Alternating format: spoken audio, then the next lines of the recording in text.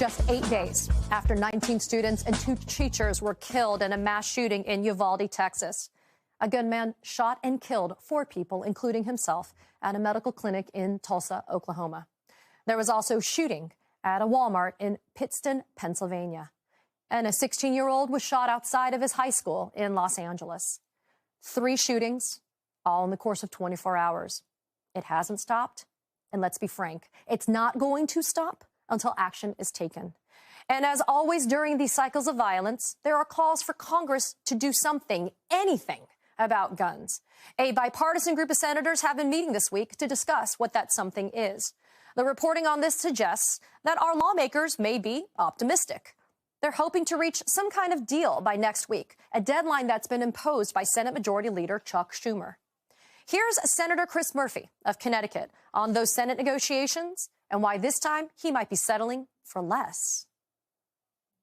The question then is, are there enough votes in the Senate to get this passed? I don't know yet. I've tried to be very clear with my Republican partners and other Republicans that I'm not going to let the perfect be the enemy of the good. Maybe back in 2013, I wouldn't have settled for anything less than comprehensive background checks. But now I think it's important to show Republicans that there is political reward for voting with 90% of your constituents.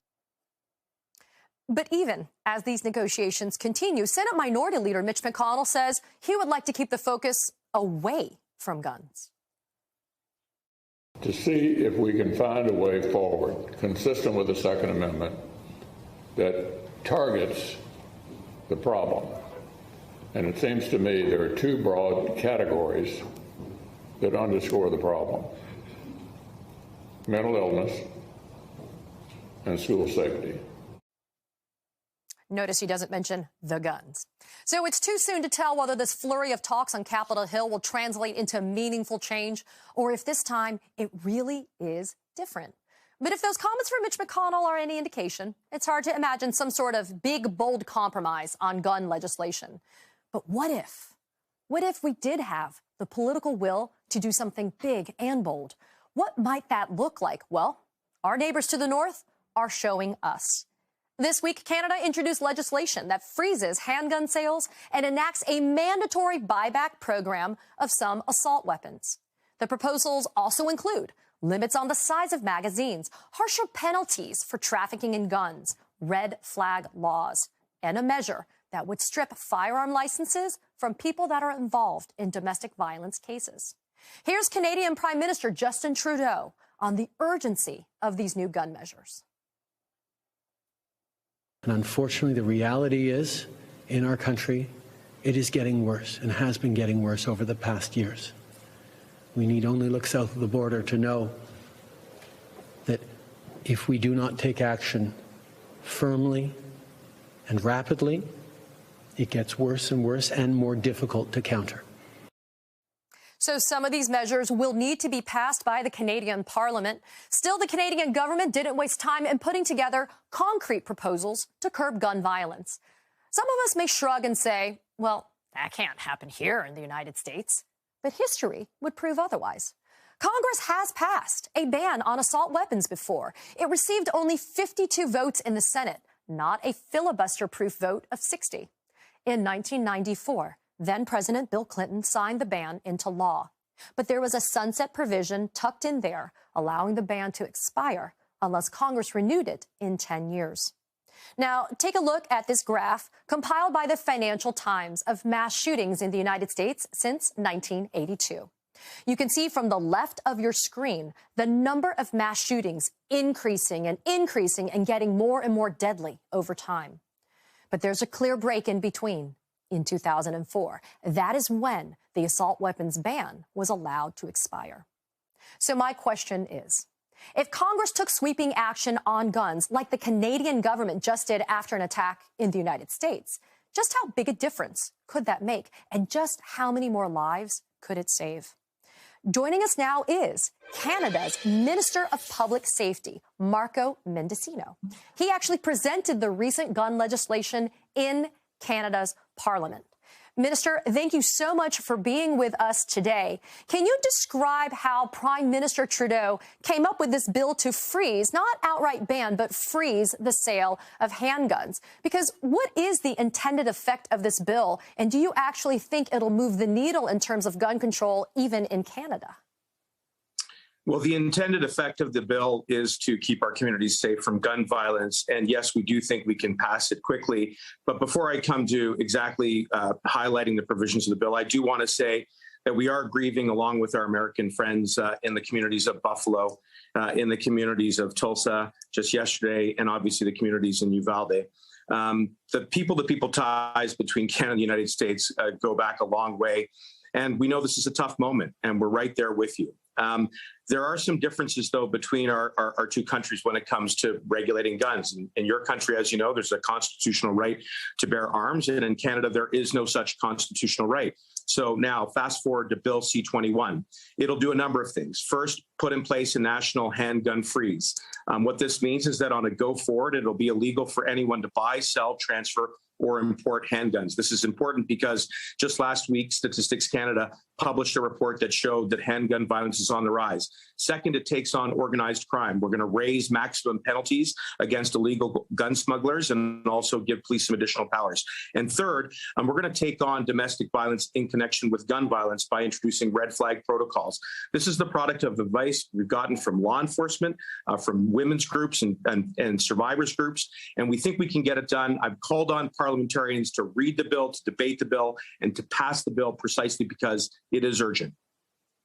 So a lot of us in America are watching, frankly, with envy at how quickly Canadians were able to take action on guns, and it's quite surprising. But do you think Trudeau will be able to convince those members in Parliament who currently are opposing this gun legislation to get on board and to actually build a consensus around a very divisive issue? Well, I've already begun to reach across the partisan aisle and speak with some of the opposition members in our parliament right now. And look, I am cautiously optimistic. I think that there's got to be a lot of debate and a lot of important questions asked about this bill. But my point is, I'll take a call from anyone at any time, 24/7. If any member of parliament, if any senator in our Canadian parliament wants to talk about this bill, I will take that call because we know it is important that we take decisive action now. And something else that we did as part of the introduction of this bill is also introduce some regulations under the Firearms Act so that we can take the action that we want to take on putting in place the handgun freeze even sooner. So, look, this is urgent. We had survivors from mass shootings in Canada standing shoulder to shoulder with us a few days ago when we launched this bill. There's perhaps nothing more profoundly inspirational than being there with somebody who lost someone who either survived the gun violence that was inflicted on them, because despite that loss, their tenacity, their advocacy, their willingness to be there to help us get this bill passed is exactly what we're going to need, and we're going to get it done.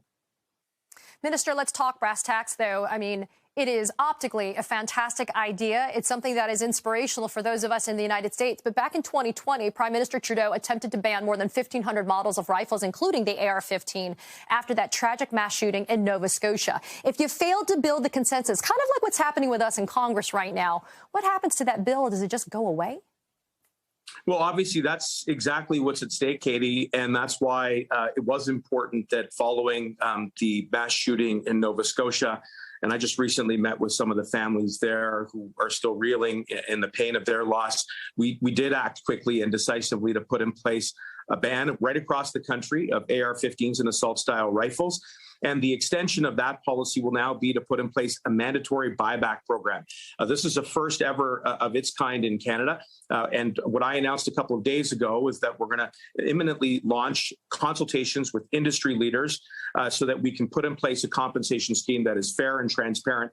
And our plan, as hard as and challenging as it is, it's to start the buyback process by the end of this year.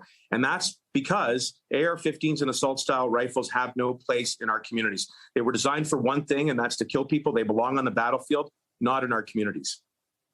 You've used the word urgency a few times during the course of this interview. Can you explain the timing now of these new measures that are being introduced in Canada? Was the genesis of this move the tragedy in Uvalde? Well, as I said, we're obviously grieving with our American friends, but this bill is about protecting Canadians, and it is urgently needed that we start the process of debating this bill. So tomorrow morning, I'm going to be in the House of Commons launching that debate. And thereafter, I'm going to work with all of the members of Parliament from across this country, from every party, and senators, so that we can study this bill, so that we can debate this bill, and pass this bill so that it can become law. And it is part of a broader comprehensive package that, as I say, we need to advance very quickly so that we can completely eradicate gun violence. It's one of the great challenges of our time, but we're going to get it done. I don't have a lot of time, but I did want to get to this final question with you, Minister. That mass shooting that we referenced in Nova Scotia in 2020 that tragically killed 22 and left at least 3 injured, that was at the hands of a shooter who used weapons that were smuggled into Canada from the United States. How is your government planning on dealing with this particular problem of smuggling of firearms? Well, in a few tangible ways. First, we're raising maximum sentences, so that sends a very powerful signal to criminals who would try to illegally smuggle guns into the country that you're at risk of facing even more time. Secondly, we're giving police additional wiretap powers to interdict that kind of smuggling. I was actually recently in Washington, D.C. to meet with Secretary Mayorkas, with whom I've got a very strong relationship. We talked about sharing intelligence, but also reinvigorating a cross-border crime forum so that our law enforcement on both sides of the border can better cooperate to interdict gun smuggling. And then finally, we're putting more money into the system. We're going to allow for the CBSA and the RCMP to have more boots on the ground, to have more technology like tracing technology, like X-ray technology, so that we can stop illegal trafficking. And again, this is just one of the pillars of a comprehensive strategy that we need to put forward and advance urgently to deal with gun crime. Marco Mendicino, Canada's Minister of Public Safety. We in America, we're going to watch very carefully on what you guys do in Canada, but we also thank you for the support and for the inspiration for gun control. Thank you so much. Thank you, Katie.